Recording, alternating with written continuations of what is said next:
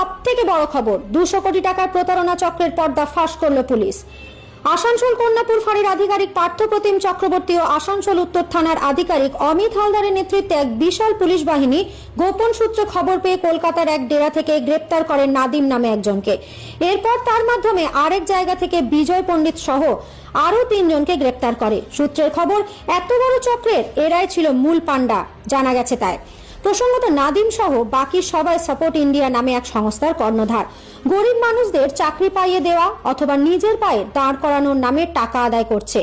বড় বড় হোটেলে মিটিং করেছে, বিনামূল্যে তার সংস্থার সঙ্গে যুক্ত মহিলাদের স্কুটিও দিয়েছে, কিন্তু টাকা ফেরত পাননি তারা। সূত্রের খবর, এই নিয়ে আন্দোলনে সামিলও হয়েছিলেন প্রতারিতরা।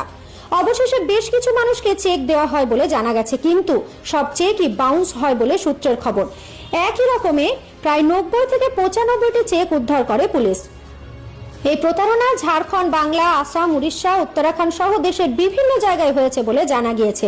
অবশেষে রবিবার পুলিশের জালে ধরা পড়ে যায় সংস্থার আধিকারিকরা। এখন দেখার বিষয় যে সম্পূর্ণ তদন্তে কি উঠে আসে। সবথেকে প্রথমে এবং সঠিক খবর পেতে হলে চোখ রাখুন টাইমস নাও আসানসোলে।